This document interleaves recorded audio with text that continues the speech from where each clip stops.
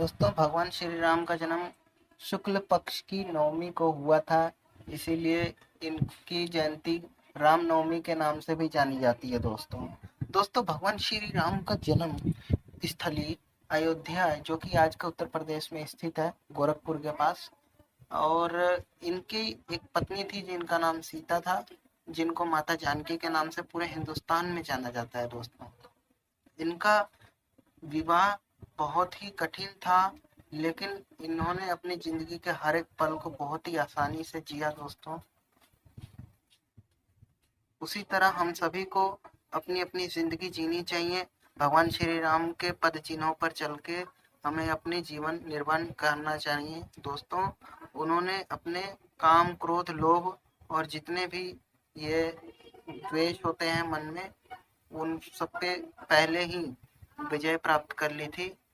और पहले कोई स्कूल वगैरह हुआ नहीं करते थे, तो इन्होंने गुरुकुल में जाके महर्षि वशिष्ठ से इन्होंने दीक्षा प्राप्त करी और अपने शरीर को इन बंधनों से मुक्त कर लिया, जो काम, क्रोध और लोभ के नाम से जाने जाते हैं। ये विकार होते हैं हमारे शरीर के, और इन विकारों पर उन्होंने विजय प्राप्त कर ली थी दोस्तों, बहुत पहले ही।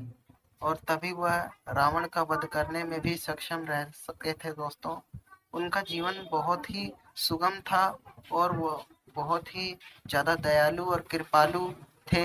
अपने भक्तों पर अपने वात्सल्य से वह हमेशा ही पूरे दुनिया में जाने जाते हैं। तभी तो तभी तो देश के राष्ट्रपिता महात्मा गांधी ने उन्हें आदर्श मान करके राम राज्य की कल्पना करी थी और अंग्रेजों को इस हिंदुस्तान से बाहर का रास्ता दिखाने के लिए मजबूर किया था। दोस्तों महात्मा गांधी, जो कि हमारे देश के लोकप्रिय नेता और हमारे राष्ट्रपिता थे, उन्होंने श्री राम के पद चिन्हों पर चलने की परिकल्पना करते हुए कभी भी हिंसा का साथ न देने का दावा किया था। दोस्तों और वह राम जी के बहुत बड़े भक्त थे।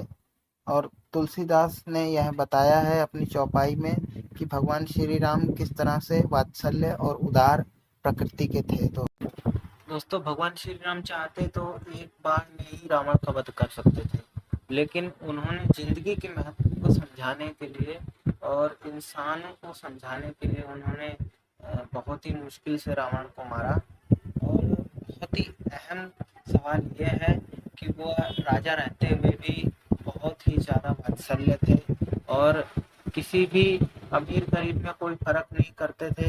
एक बार उनके दरबार में कोई गरीब व्यक्ति गया, उन्होंने उसका भी सम्मानपूर्वक आदर करते हुए उसके साथ न्याय किया था। दोस्तों वह न्यायप्रिय राजा थे और भगीरथी के वंशज भी थे भगवान श्री राम, जिन्होंने गंगा मैया को स्वर्ग से धरती पर स्थापित किया। वह उन्हीं के वंशज थे भगवान श्री राम। और भगवान श्री राम इतने ज़्यादा वात्सल्य थे कि वह किसी भी अमीर गरीब में कोई भेदभाव नहीं करते थे। उन्होंने गरीब शबरी के झूठे बेर भी खाए और कंदमूल फल जो भी शबरी ने बड़े प्रेम से भगवान श्री राम को दिया, वह उसे आदर सहित ग्रहण कर लिए थे भगवान श्री राम। और उनकी यही कथा यही समाप्त करते हैं दोस्तों। तब तक के लिए धन्यवाद।